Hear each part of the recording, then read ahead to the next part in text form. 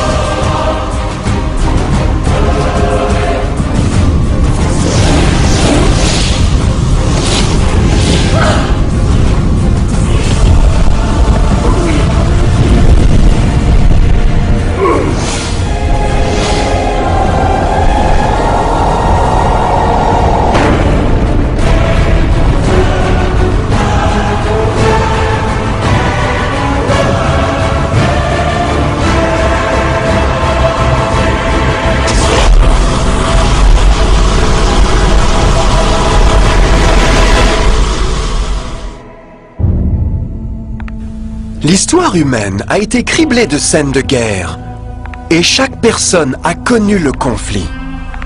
Mais pour comprendre l'origine du mal, nous devons remonter le temps, jusqu'à la toute première guerre de l'univers. Parce que cette bataille n'a pas eu lieu sur Terre. Avant même que notre monde ait existé, il y eut une guerre dans le ciel. Même les mots « la guerre dans le ciel » sonnent comme le paradoxe suprême. C'est presque inimaginable pour nous qu'il puisse y avoir une bataille et une lutte parmi les êtres parfaits de Dieu au paradis. Que pourrait être la cause de ce conflit céleste? Heureusement, un livre ancien appelé la Bible nous donne assez de détails afin que nous puissions établir un étonnant compte rendu. Bien que tragique, c'est aussi une histoire d'amour incroyable, qui s'étend à travers les âges, touchant personnellement vous et moi, et chaque individu sur Terre. Notre histoire commence il y a bien longtemps dans le centre de l'univers, dans un lieu appelé le ciel, rempli d'êtres angéliques, enchantés de remplir la volonté de Dieu. Sous le juste et le bien-aimé gouvernement du Créateur, tout le ciel jouissait d'une existence de joie et de bonheur parfait. Le prince suprême du ciel et commandant des anges était le Tout-Puissant et le Fils aimé de Dieu. La plupart le connaissent de par le nom qu'il a pris quand il est venu sur terre, Jésus. Il ne faisait qu'un de but et d'esprit avec Dieu le Père. Le ciel, conformément à l'autorité compatissante du Père, du Fils et de l'Esprit, s'est avéré être un endroit de merveille, de paix et de joie. Pour mener à bien les ordres de Dieu, la Trinité était entourée d'un océan virtuel d'innombrables ministres d'esprit appelés les séraphins et les chérubins, ou plus communément connus en tant qu'anges. Ces créatures puissantes et intelligentes ont trouvé leur plus grande joie en faisant l'offre du Tout-Puissant. Mais Dieu a créé un ange extraordinaire pour servir de chef à l'entière foule céleste. La Bible nous dit que son nom était Lucifer, qui signifie porteur de lumière. Ce chérubin était le plus grand être créé par Dieu et a tenu la position la plus proche du trône de Dieu, directement sous Jésus dans l'autorité céleste. Le travail de Lucifer était de communiquer la lumière et la connaissance de la volonté de Dieu à tous les autres anges. Lucifer était l'être le plus splendide créé par Dieu. Il était extrêmement beau et doté de pouvoirs étonnants de direction et d'organisation. Parmi les anges, il était très admiré, respecté et aimé comme un ami. Pourtant, Dieu avait prévu la misère que Lucifer était sur le point d'introduire dans le royaume de la lumière.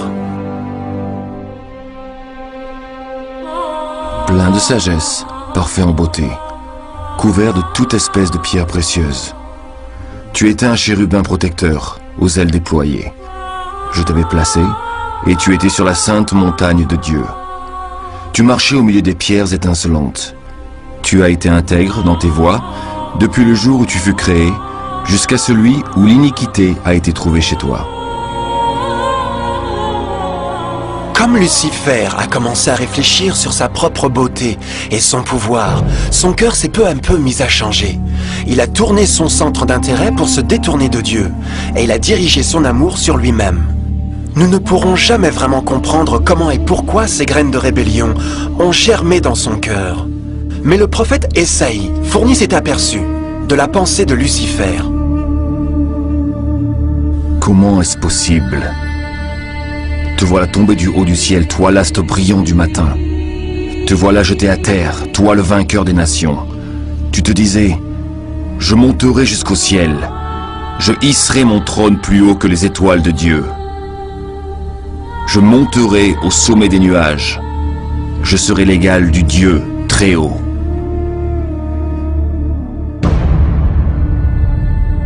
Lucifer a progressivement commencé à convoiter le pouvoir de Dieu, mais pas son caractère. Comme il a pensé à ses extraordinaires capacités et à sa beauté, les tentacules malignes de fierté et de vanité ont saisi son esprit. Ce ressentiment et jalousie l'ont finalement conduit à violer la loi sainte de Dieu et à se rebeller contre son gouvernement. Nous devons marquer une pause ici et éclaircir quelque chose. Au commencement, Dieu a décrété les lois de physique pour régir le monde matériel dans lequel nous vivons. Sans les lois naturelles de l'univers, ce serait le chaos. De la même manière, la loi morale de Dieu a toujours assuré la sécurité et la stabilité dans le cosmos. Certains croient que les 10 commandements n'ont pas existé, jusqu'à ce que le Seigneur les ait livrés à Moïse sur le mont du Sinaï. Mais l'Écriture nous enseigne que les principes de la loi de Dieu ont existé à travers l'éternité, car ils sont le fondement même de son royaume céleste d'amour. Toutes ces ordonnances sont véritables, affermies pour l'éternité, faites avec fidélité et droiture. Les 10 commandements sont un résumé du caractère d'amour de Dieu. Les 4 premiers commandements décrivent qui est Dieu, son pouvoir, son territoire et son autorité. Les 6 derniers décrivent à quoi ressemble Dieu, son honnêteté, sa pureté, sa fidélité. Toutes ces choses étaient toujours vraies et le seront toujours. Maintenant, pour la première fois dans l'histoire de l'éternité, Lucifer a commencé à violer ces principes parfaits. Lucifer savait que s'il devait jamais partager le pouvoir et le statut de Dieu, il aurait besoin d'appui. Donc il est allé travailler. Il a commencé de façon détournée à circuler parmi les autres anges, plantant des graines de doute et de mécontentement quant à la direction de Dieu. En même temps, il mettrait subtilement en évidence ses propres vertus. Il a insinué que Dieu abusait de son pouvoir divin et sa loi limitait la vraie liberté et le bonheur de ses créatures. Avec son raisonnement intelligent et ses pouvoirs incomparables d'influence, Lucifer a réussi à convaincre un grand nombre d'anges pour le rejoindre dans sa révolte. Peut-être vous vous demandez, comment pourrait tant d'anges intelligents être dupés en suivant ce trompeur? Bien, gardez à l'esprit jusqu'à ce point qu'aucun ange n'avait jamais entendu un mensonge. Et à ce stade précoce de la rébellion, les anges n'ont pas réalisé à quel point Lucifer serait obsédé à acquérir la position de Dieu. Ils n'ont pas su qu'il daignerait par la suite à torturer et assassiner le propre Fils de Dieu sur la croix, dans une tentative pour s'emparer de son trône. Étrangement, Lucifer a pensé qu'il pourrait dissimuler sa véritable attention à Dieu. Malheur à ceux qui cachent leurs desseins pour les dérober à l'Éternel, qui font leurs œuvres dans les ténèbres et qui disent « Qui nous voit et qui nous connaît ?»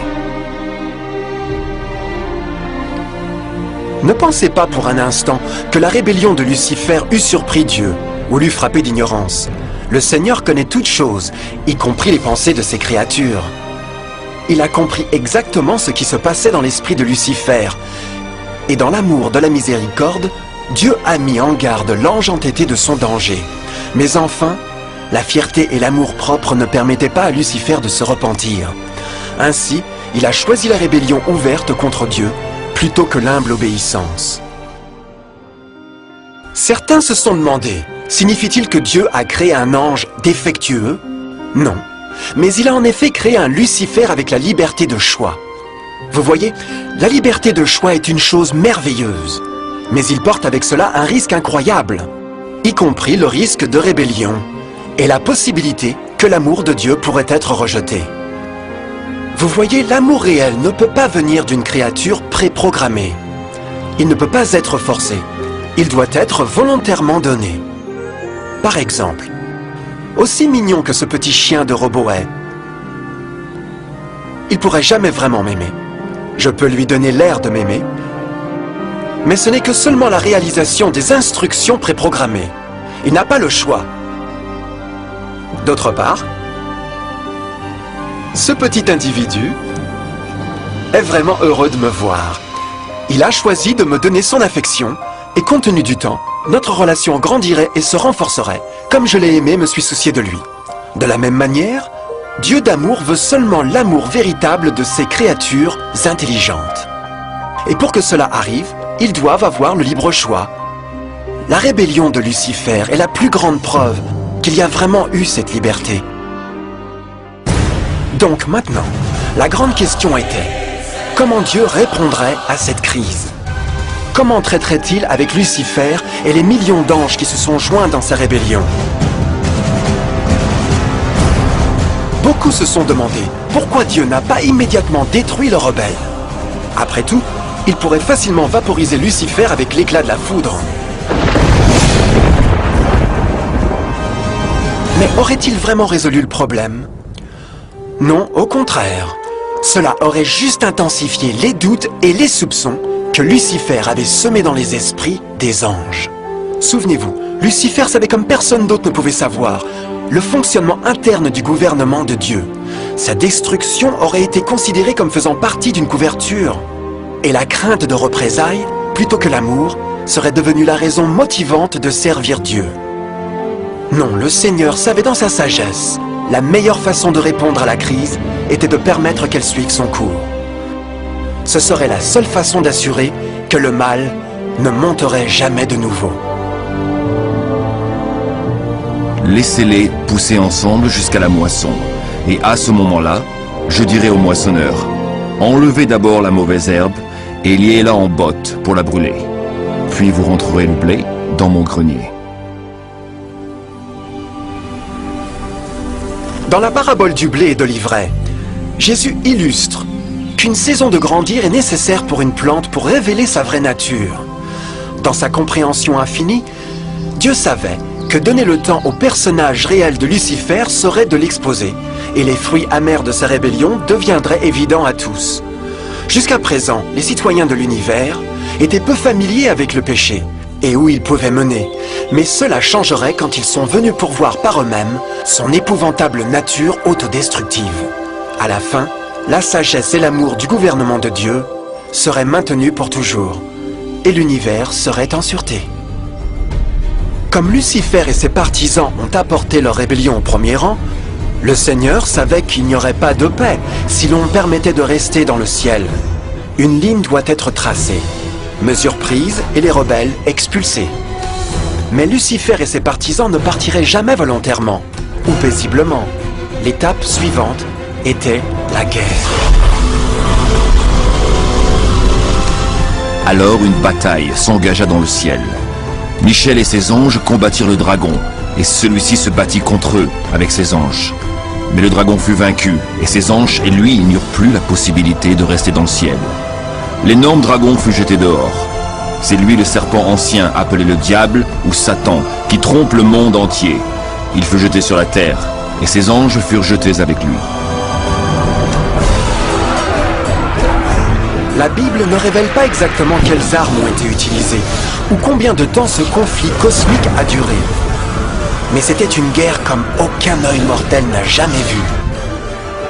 L'Apocalypse 12:4 nous dit qu'en fin de compte, Lucifer et un tiers des anges de Dieu ont été physiquement expulsés du ciel.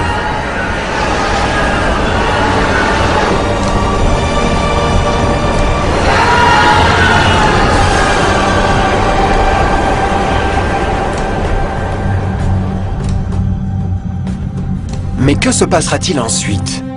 Lucifer avait maintenant des milliers d'anges de son côté, mais il avait besoin d'une plateforme d'action pour continuer sa révolte.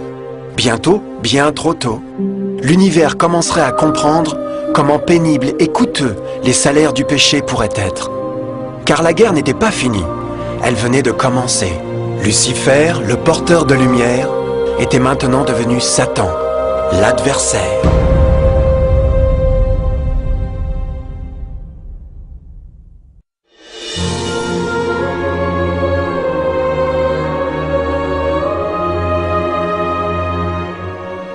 Après la guerre dans le ciel, Satan et ses anges déchus ont été bannis des cours de gloire. Pendant un certain temps, le diable et ses démons ont erré par l'univers cherchant sans succès des mondes pour s'associer avec eux dans leur rébellion.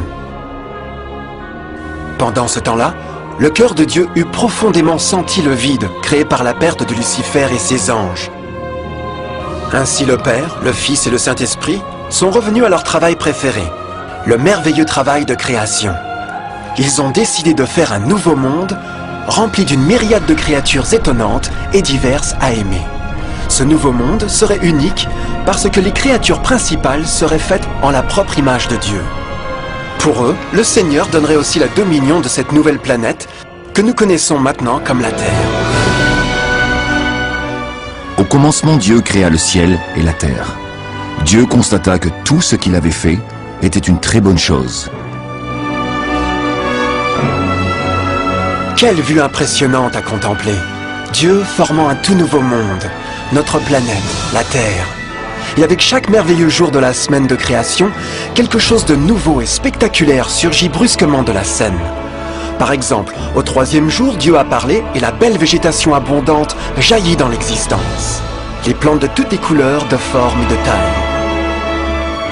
Le 5e jour, le monde a été rempli d'éblouissantes créatures exotiques qui pouvaient ou monter à travers le ciel ou naviguer librement par les eaux bleues. Et certains pouvaient faire les deux.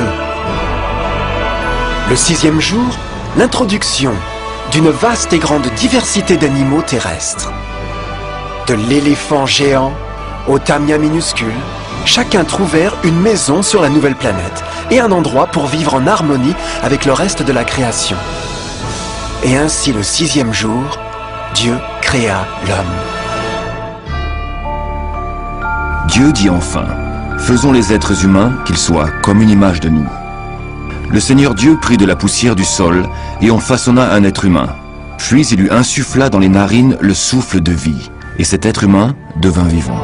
Ensuite le Seigneur Dieu planta un jardin au pays d'Éden, là-bas, vers l'est, pour y mettre l'être humain qu'il avait façonné.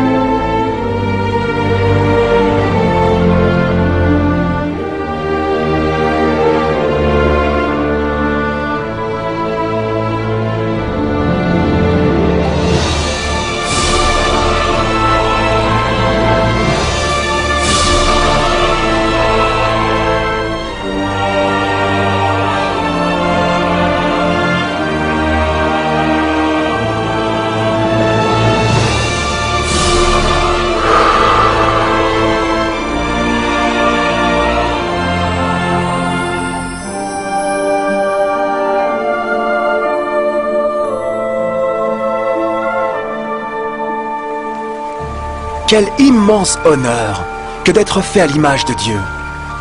Être un individu libre, penseur, autonome. Au début, l'homme n'était pas conscient de sa nudité. C'était probablement parce qu'avant de pécher, il était vêtu de gloire et de lumière.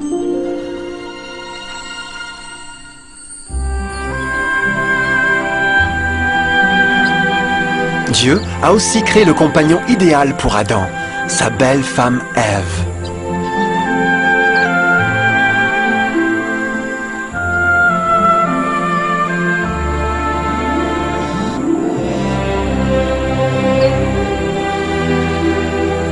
La paire joyeuse a été placée dans un jardin magnifique, parfaitement conçu pour augmenter leur bonheur. Pour Adam et Ève et les autres créatures de la terre, ce fut aussi un privilège divin donné de procréer à leur propre image. C'était l'intention de Dieu que le genre humain conserverait la dominion sur ce paradis parfait, pour toujours. Éternellement heureux et en bonne santé, il travaillerait avec la flore du jardin de Dieu, tout en appréciant l'affection et la compagnie de toutes les créatures sous leurs soins. L'environnement que nos premiers parents ont connu se distinguait énormément du monde d'aujourd'hui. Les roses n'avaient aucune épine, les insectes ne mordaient ou piquaient, et les lions et les agneaux gambaderaient doucement ensemble. Mais la plus grande bénédiction fut que les gens vécurent en harmonie parfaite avec leur Créateur. Chaque 7e jour, Adam et Ève se reposeraient de leur travail agréable et tiendraient l'ouverte communion bienheureuse avec la visite de leur Créateur. C'était un splendide, merveilleux monde. Et cet état heureux aurait continué par l'éternité si seulement nos premiers parents avaient témoigné leur fidélité par un simple test. Mais tu ne mangeras pas de l'arbre de la connaissance du bien et du mal, car le jour où tu en mangeras, tu mourras. Parce que l'adversaire a contaminé l'univers avec sa rébellion, le Seigneur a vu la nécessité d'un test simple d'amour et de fidélité. Rappelez-vous, les bons anges avaient juste vu un tiers de leurs amis chassés du ciel pendant la guerre. Comment pourrait-on être sûr que ces nouveaux humains ne seront pas du côté de Lucifer et la cause de plus d'ennuis? Donc, le Seigneur a placé un arbre unique dans le jardin. Un arbre dont le fruit ne devait pas être mangé sous peine de mort. Le passage de ce simple test d'obéissance démontrerait l'allégeance d'Adam et Ève à Dieu et à la foi en ses paroles. Bien sûr, c'était un test d'amour. C'était pourquoi Jésus a dit dans John 14, « Si vous m'aimez, gardez mes commandements. » Mais quelqu'un d'autre a appris ce test de foi, et il fut déterminé à l'utiliser à son avantage.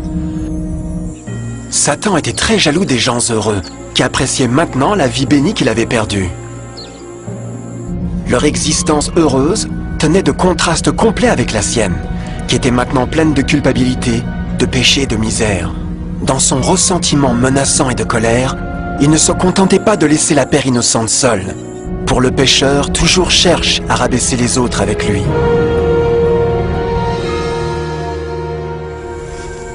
Et alors un jour, comme Ève s'engagea dans son travail agréable, elle se trouva seule et dangereusement près de l'arbre défendu. C'est là que Satan a vu son occasion. En utilisant un serpent d'hypnose comme son moyen, l'ange déchu a appelé Ève de l'arbre et a pensé à s'engager avec elle dans la conversation.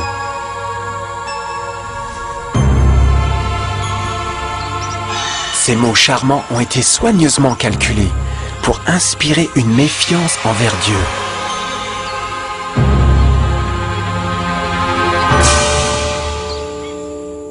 Alors le serpent dit à la femme, « Vous ne mourrez point, mais Dieu sait que le jour où vous en mangerez, vos yeux s'ouvriront, et que vous serez comme des dieux, connaissant le bien et le mal. » La femme vit que l'arbre était bon à manger et agréable à la vue, et qu'il était précieux pour ouvrir l'intelligence. Elle prit de son fruit et en mangea. Elle en donna aussi à son mari, qui était auprès d'elle, et il en mangea. Tragiquement, comme Ève écoutait la douce voix soyeuse du tentateur, elle commença à avoir des doutes sur la parole de Dieu. Le serpent l'avait séduite avec la promesse de renforcer le pouvoir et la sagesse. Elle l'a trouvé séduisant. Après tout, le fruit avait apparemment donné au serpent la capacité de parler. Quels autres pouvoirs pourrait-il lui donner? Et alors, bien qu'elle venait juste de rencontrer le serpent, elle eut confiance en ses paroles au-dessus de Dieu, qui l'avait créé et lui avait fourni sa maison au paradis. Donc, Ève a mangé le fruit interdit. Et peu après, a persuadé son mari pour en faire de même. Adam aurait pu choisir de rester loyal envers Dieu, mais il a mis son amour pour sa femme au-dessus de son amour pour Dieu. Comme nos premiers parents ont donné leur allégeance à l'ennemi, la dominion de la terre a été revendiquée par Satan. Vous le savez bien. Si vous vous mettez au service de quelqu'un pour lui obéir, vous devenez les esclaves du maître auquel vous obéissez. Personne ne peut servir deux maîtres. Ce monde deviendrait maintenant le champ de bataille final entre le bien et le mal. Et les cœurs de chaque homme et femme deviendraient le prix. Peu, Adam et Ève avaient réalisé à ce moment-là, mais leur seul moment de méfiance et de défi ouvrirait les vannes de souffrance sur des millions d'individus pendant des milliers d'années.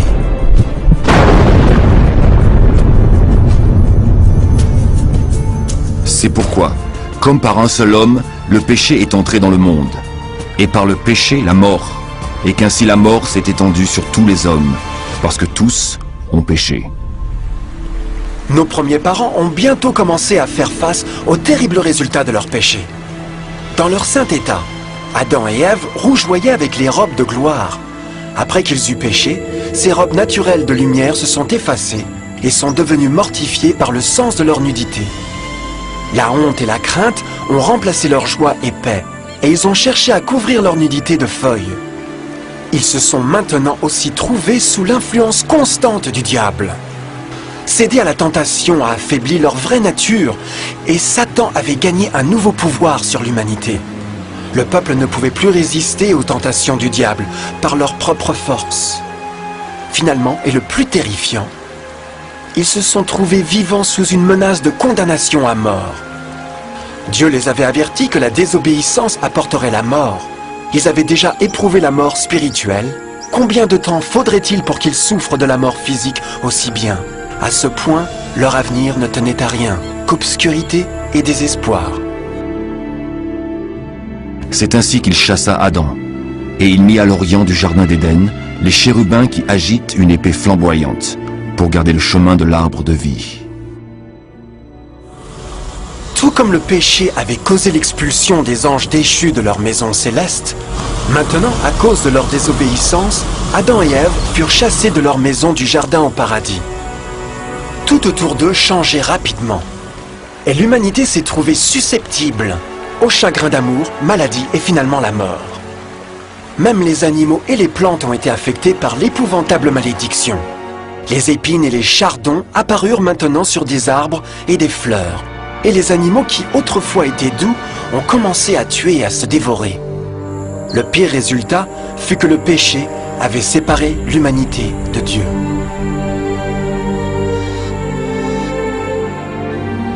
Mais ce sont vos crimes qui mettent une séparation entre vous et votre Dieu. Ce sont vos péchés qui vous cachent sa face et l'empêchent de vous écouter. À la création, à Adam et Ève ont été donnés l'honneur de converser avec les anges, et même Dieu le Fils, face à face. Mais Dieu est si parfaitement pur et saint, qu'aucun mal ne peut exister en sa présence. Maintenant que les premiers humains avaient péché, Dieu retira sa sainte présence d'eux pour leur propre protection. Le péché avait brûlé une cataracte sur l'âme de l'homme, ainsi il ne pouvait plus voir la dimension spirituelle. Désormais, la communication directe avec le ciel serait limitée. Alors que toutes ces malédictions tombèrent sur Adam et Ève, le cœur du Seigneur était transformé avec une tendre compassion.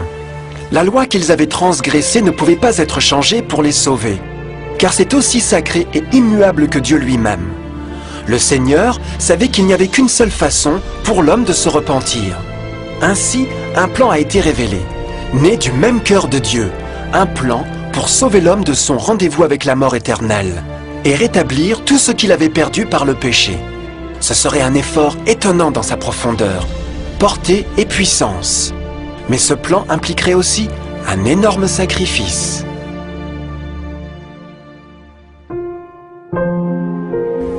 Voici comment Dieu a manifesté son amour pour nous. Il a envoyé son Fils unique dans le monde afin que nous ayons la vraie vie par lui. Et l'amour consiste en ceci. Ce n'est pas nous qui avons aimé Dieu, mais c'est lui qui nous a aimés. Il a envoyé son Fils qui s'est offert en sacrifice pour le pardon de nos péchés. L'Écriture sainte enseigne clairement, dans Romains 6,23, que le salaire du péché est la mort. La loi brisée exigeait la vie du pécheur. Et il n'y avait seulement qu'un dans tout l'univers qui pourrait être qualifié comme le remplaçant de l'humanité. Seul le Créateur pourrait payer la dette de ses créatures en étant debout à leur place. Ainsi, Jésus-Christ, le Fils de Dieu, a volontairement consenti à quitter la pureté, la gloire et la sécurité du ciel. Il viendrait à mourir en tant qu'homme sur cette mauvaise planète renégate.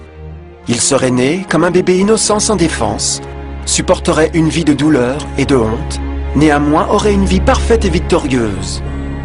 Finalement, il mourrait d'une mort humiliante pour être debout comme un remplaçant de l'humanité tombée.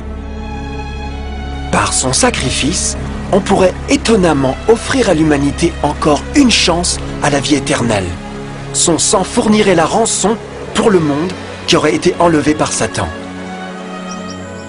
Ce merveilleux plan de rédemption a été graphiquement illustré dans le système de sacrifice animal ordonné par Dieu après la chute de l'homme.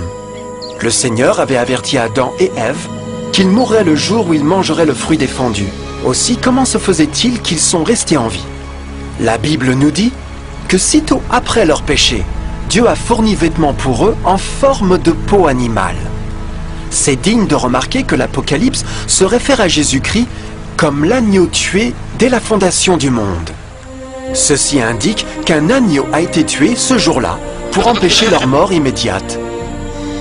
Par la foi, dans ce sacrifice, leur condamnation à mort a été symboliquement transférée d'eux à la créature innocente. L'agneau était bien sûr une représentation de Jésus. Et alors, une lueur d'espoir est subvenue dans leur situation apparemment sombre et désespérée. Par le repentir et la foi dans le sang du Messie à venir, n'importe quel homme pourrait de nouveau devenir un enfant de Dieu. Mais en dépit de ce plan merveilleux, pour l'instant Satan avait toujours dominion sur la terre, et donc la vie sur terre ne serait pas toujours facile. Vous aurez des tribulations dans le monde, mais prenez courage, j'ai vaincu le monde.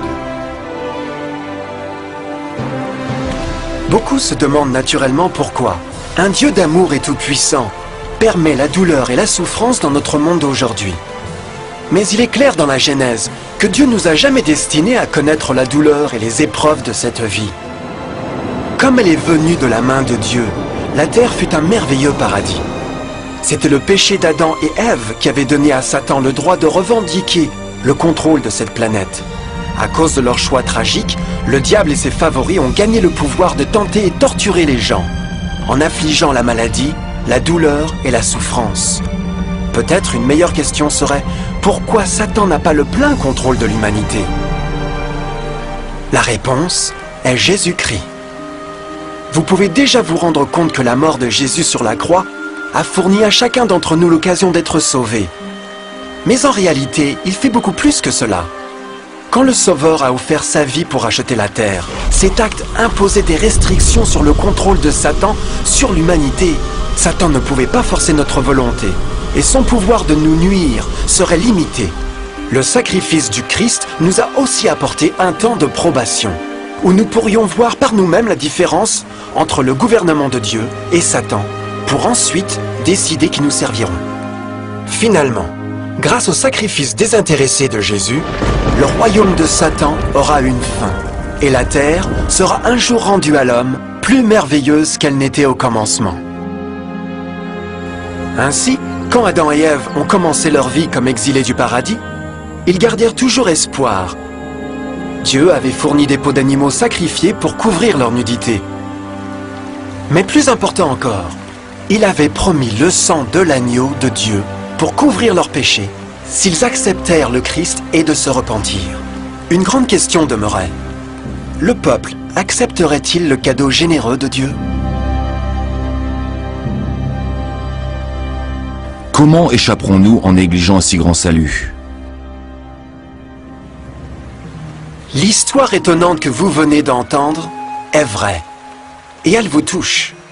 À cause du désir de Satan d'être Dieu, et la méfiance d'Adam et Ève, et la désobéissance à Dieu, nous nous trouvons tous dans une situation périlleuse. D'une part, l'humanité a été énormément favorisée par Dieu, avec une deuxième chance de regagner notre maison d'Éden. D'autre part, si nous échouons à profiter de cette merveilleuse occasion, nous devenons des esclaves à Satan et serons en fin de compte détruits quand Dieu nettoiera l'univers des péchés.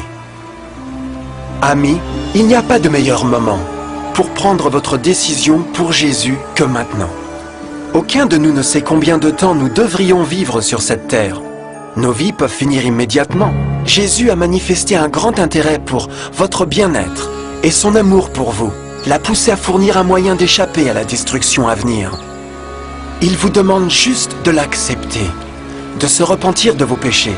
Par le Christ, vous pouvez trouver la grâce et recevoir un nouveau cœur pour devenir comme lui par le caractère.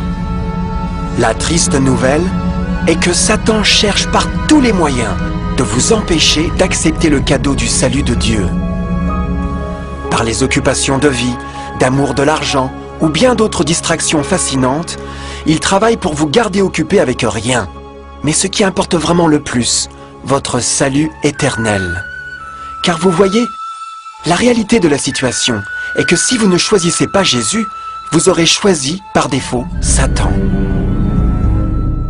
Bien que le choix épouvantable d'Adam et Ève ait apporté la mort indicible et la misère, vous avez maintenant une chance de prendre une meilleure décision. Dieu vous offre une paix qui satisfera le désir le plus profond de votre âme et une joie qui vous soulèvera au-dessus des épreuves de ce monde. Le désir ardent du cœur de Dieu est pour vous sauver et pour être avec lui au paradis. Mais le seul qui peut vous garder au ciel est vous. Imaginez comment tragique serait-il si vous deviez inutilement rejeter ce précieux cadeau. Vous pouvez choisir aujourd'hui d'accepter ce salut que Dieu a promis. En fait, à ce moment même, vous pouvez accepter la vie éternelle par Jésus-Christ. Puis-je vous inviter à me rejoindre maintenant dans une prière simple, acceptant sa merveilleuse offre? S'il vous plaît, répétez après moi. Cher Père Céleste, je viens à vous maintenant et demande humblement votre pardon. Seigneur, je confesse que je suis un pécheur et j'ai brisé votre loi sainte. Je comprends que la peine pour le péché est la mort. Je crois que Jésus-Christ a souffert et est mort sur la croix en punition pour tous mes péchés. Je crois que Jésus a ressuscité et je l'accepte comme mon sauveur personnel. À partir de ce moment, je vous donne ma confiance du cœur, vous, pour être le Seigneur de ma vie. S'il vous plaît, pardonnez tous mes péchés et envoyez votre esprit pour m'aider à accomplir votre volonté. Je vous remercie pour votre grand amour et accepte votre cadeau de vie éternelle. Et je prie ces pensées au nom de Jésus. Amen.